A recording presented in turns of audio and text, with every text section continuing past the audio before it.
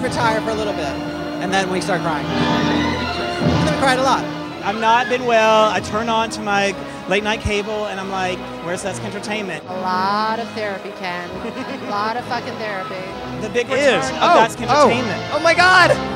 Ah! I smell like a monkey.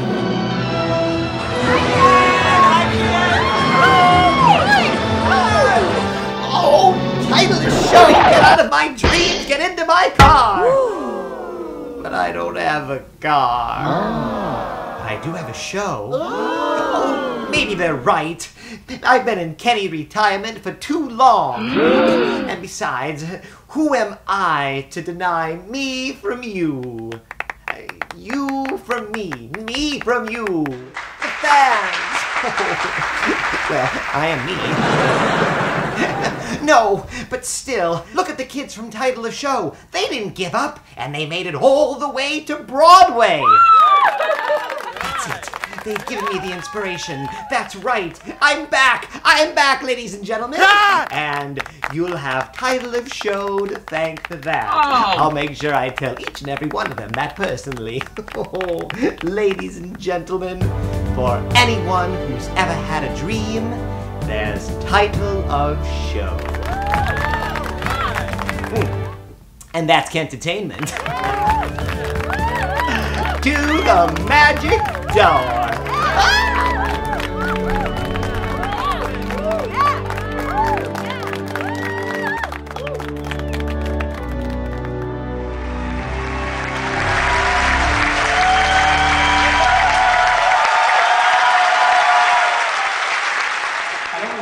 Say, but one thing that came to my head is that if anybody ever asks you, have you ever watched someone's dream come true in real time? I think you can absolutely say yes, because this...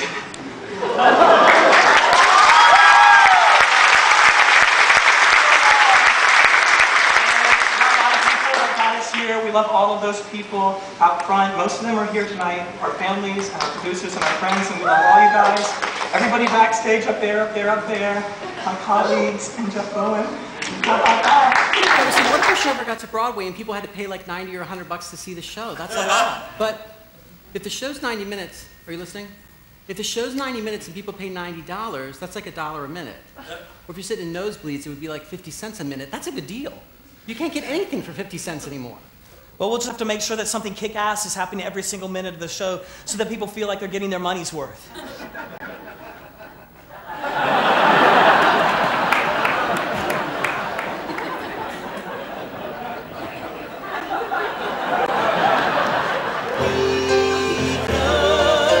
Significant questions. We could get important points across, like, are we writing for art? And is art a springboard for fame? And will fame get us a paycheck? But will a paycheck mean that we're sellouts? And if we sell out, will they yell out me and you to nobody's anymore?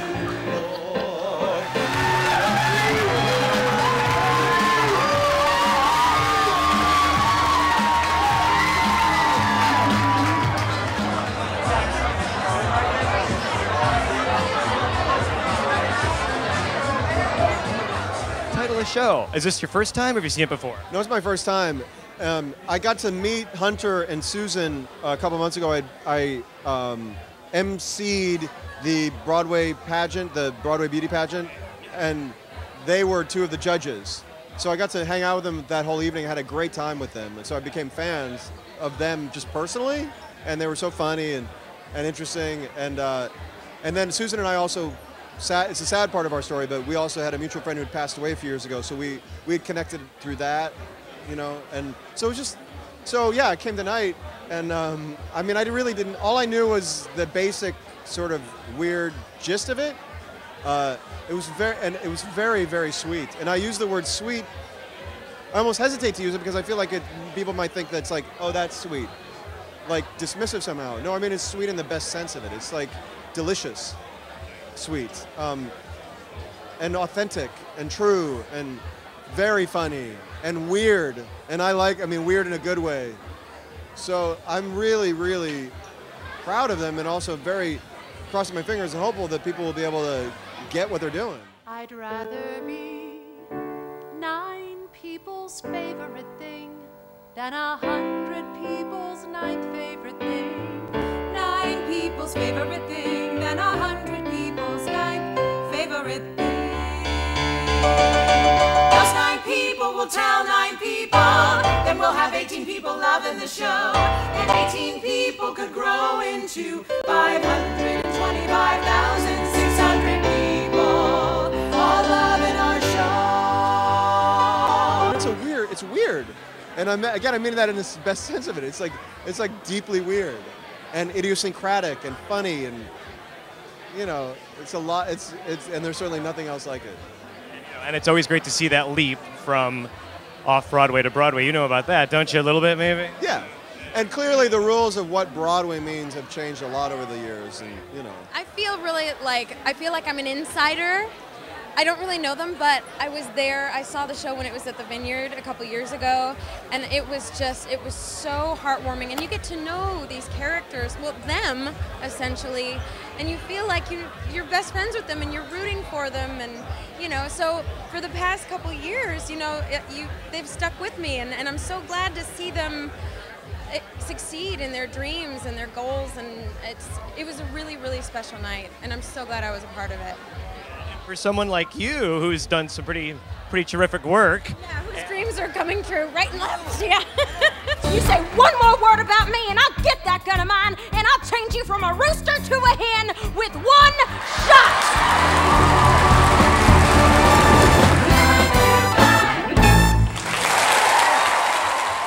It's a little sticky out there. Sticky and sweet, though. That's true. A sweet night. So, title of show. I'm in love with it. I stumbled upon it. I wasn't able to see many shows because of The Wicked. And then finally I had a nice little staycation. I stayed in town, I had some time off. And so I waited in the cancellation line, which was their first preview. I had no idea. So I got great tickets. I sat there and I just went, I love all 4 of these people. I've never met any of them. I feel invested in them, and their dream is my dream. So, I mean, how can you go wrong? And even tonight, the standing ovation, people see themselves in the story that they're telling, and, that's a universal thought. I just love it. It's very universal. It's very universal, and I think the whole appeal of it, too, is you're not watching 4 actors tell someone else's story. So you feel like you're peeping into their lives somehow, and the word I use is invested. You're invested in them somehow. So to see them stand on the Broadway stage knowing that there was their ultimate goal and they finally made it, it's awesome. Now, speaking of, well, not finally made it, you made it a little while ago, but you're still making it 9 to 5, come on! Come on! I'm very excited. Now that I'm unfettered and unwound, get out and stay out. I finally had enough. Title of show, tonight. I was crying at the end of the show. It was beautiful, and it was particularly beautiful to see it on opening night and to see the actors moved the way they were. I mean, it was, and I totally related, of course, to the story because it's very similar to my journey. So it was beautiful. Hilarious, too. You're somebody who understands the strange ways that shows end up on Broadway.